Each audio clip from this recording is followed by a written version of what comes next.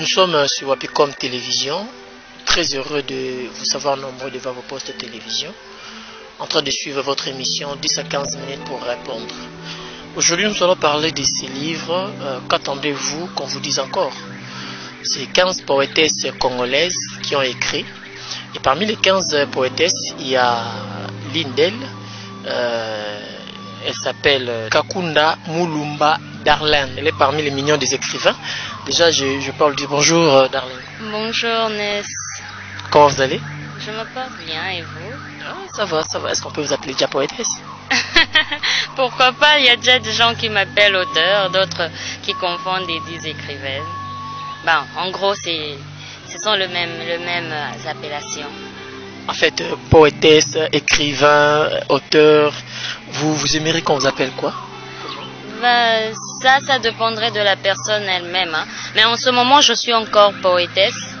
Quand je vais écrire un livre qui sortira déjà en 2018, je signale, c'est là que tout le monde pourra m'appeler écrivaine s'il veut. Mais pour le moment, je suis encore une poétesse.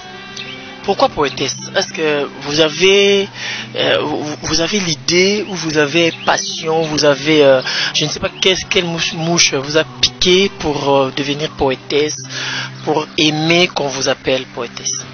Ben, ce n'est pas une mouche. En fait, j'aime beaucoup écrire. Quand j'ai une idée, je regarde les faits sociaux, j'écris. C'est ça qui fait en sorte que certaines personnes m'appellent poétesse et que moi, je suis une poétesse aussi. C'est parce que j'écris en voyant ce qui se passe. Déjà enfant, je faisais trop de poèmes à l'école. Ça m'a encore plus motivée. Je faisais des poèmes qui n'étaient pas écrits par moi, malheureusement. Mais là, en grandissant, j'écris maintenant mes propres poèmes. Ça vient d'où cette idée-là? Est-ce que c'est inné? Vous l'avez copié quelque part? Ou vous le faites parce que vous avez encore du temps? Vous n'êtes pas encore marié, je pense. Non, en fait, je pourrais dire la littérature, c'est une histoire de famille chez nous. Il y a mon grand-père, il y a mon père et puis il y a moi. D'abord, j'ai appris à écrire et lire, très bien écrire, avec mon grand-père. Et il m'a fait aimer surtout la littérature, puisque c'est aussi un écrivain congolais que beaucoup de personnes connaissent aussi, Georges Ngal. Et c'est avec lui que j'ai plus commencé à aimer la littérature, et avec mon père que j'ai plus aimé la philosophie, puisqu'il avait écrit des ouvrages philosophiques. Mais déjà, qu'entendez-vous qu'on vous dise encore? Tu as écrit précisément à ton père. Tu peux nous relater dans 30 secondes l'esprit de tes écrits? Oui. Mon père, lui, je l'aime beaucoup. Ça, tous ceux qui me connaissent le savent. J'aime beaucoup mon père. Alors, pour ces recueils, pour ma sortie en tant que poétesse connue, publiée, je voulais commencer par remercier mon père pour tout ce qu'il a fait pour moi.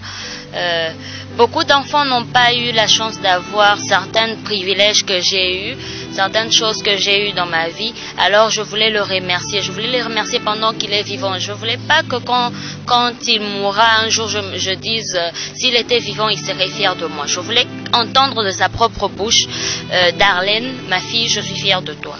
C'était un peu ça. C'était juste pour le remercier d'abord. Tu peux nous citer quelques phrases que tu as utilisées dans le remerciement à ton père? J'ai d'abord montré que petite comme un cabri, tu m'as donné un abri. Ben, j'ai pas tous les textes en tête. Hein. Oui. Qu'est-ce que j'ai encore dit? C'est ça que j'ai plus mémorisé. Moi je peux déjà aller lire ce que Darlene a écrit. Darlene a dit: ô père, premier amour, homme avec immense bravoure, homme admirable, avec un sourire très agréable, tu as su combler mon enfance du bonheur. Tout ça, c'est ton père? Tu es sûr? Oui, bien sûr, c'est mon père. Pourquoi je ne serais pas sûre? Je ne préfère pas mentir à mes lecteurs. Pourquoi cacher le texte? Peut-être que, bon, il y a certaines personnes, ils cachent les textes et pourtant il est écrit à une autre personne. Moi, je ne préférerais pas mentir à mes lecteurs, surtout pas en début de carrière de poétesse. Je préfère pas mentir. c'est mon père, je l'ai écrit pour mon père, pour lui montrer comment il est. Il était étonné, il dit, ah, je savais pas que j'étais admirable. Je lui dis, ben, bien sûr, je t'admire beaucoup depuis mon enfance. Tu es la personne que j'admire le plus sur terre.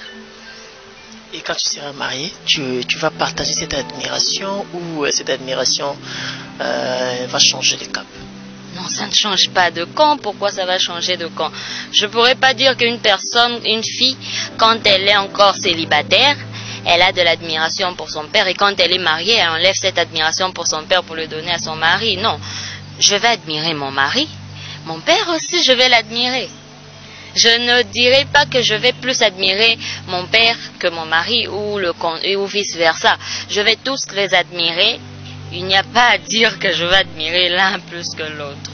Déjà, je vous rappelle, mes très chers téléspectateurs, vous êtes sur Wapicom et cette émission, c'est 10 à 15 minutes pour répondre. Aujourd'hui, nous vous avons fait savoir que Darlene Mulumba Kakunda vient de joindre l'équipe de poétesses du pays, si on peut le dire.